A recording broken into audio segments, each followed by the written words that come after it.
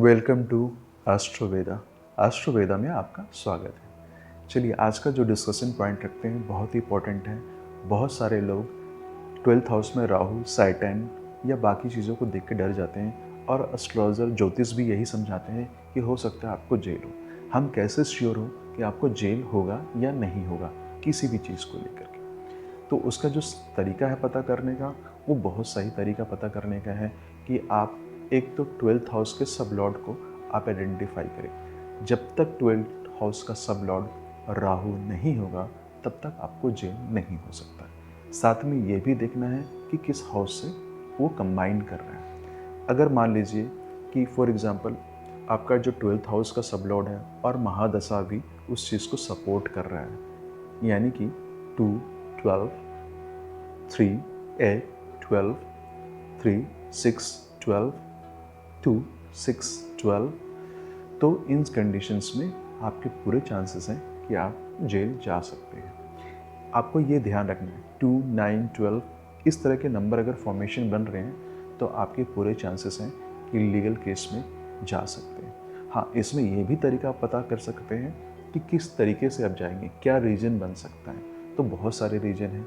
अगर 6th house से 2, 12, 1, 12, 3, 12 का कनेक्शन बन रहा है और 6th भी कंबाइंड हो रहा है, यानी कि लोन, कर्जा, बैंक डिफ़ॉल्टर ये हो सकते हैं। ठीक उसी तरीके से आप अगर 8th हाउस में जाएंगे तो बहुत सारे चांसेस हैं कि 8th हाउस है, मंगल का भी कॉम्बिनेशन बन रहा है और साथ में आपके जो पूरे चांस बन रहे हैं कि किसी न किसी बड़े क्राइम में आप जा सकते हैं, एक्सीडेंट से रिलेटेड केसेस में जा सकते हैं, मर्डर से रिलेटेड केसेस में जा सकते हैं। तो डिपेंड करता है कि साथ में कंबाइंड प्लैनेट्स कौन सा है। क्या 10th इन्वॉल्व है? तो ये भी पॉसिबल है कि हाई ऑफिशियल्स के थ्रू टैक्स से रिलेटेड, इनकम टैक्स से रिलेटेड, सीबीआई से रिलेटेड, इन सब सारे केसेस में आप जा सकते हैं। आप बिल्कुल सही तरीके से पता कर सकते हैं कि क्या फॉर्मेशन बन सकता है, किस डिपार्टमेंट से हो सकता है, किस तरीके के केसेस हो सकते हैं। इन सब सारी चीज़ों के बारे में भी आप प्रेडिक्ट कर सकते हैं। लेकिन आपको पैनिक होने का ज़रूरत नहीं है कि क्योंकि सिर्फ राहु, शनि और बाकी प्लैनेट्स 12th हाउस में, उसके बहुत सारे वेरिएशंस होते हैं। सबसे पहले हमें 12th हाउस के सब लॉर्ड को वेरीफाई करना पड़ता है, साथ में महादशा को भी देखना पड़ता है कि वो सच में क्या है। अगर रेट्रोग्रेड आता है तो तब भी पैनिक करने की ज़रूरत नहीं है, यानी कि आपकी बला टल गई, यानी कि आप उस सिचुएशंस में नहीं जा सकते। बहुत सारी चीज़ें आपको क्लियर हो गई होगी। बहुत सारे लोग जो है डर जाते हैं, पैनिक हो जाते हैं कि यार पता नहीं मेरा क्या हो जाएगा, मुझे जेल हो जाएगा, उस पैनिक के चक्कर में रह जाते हैं।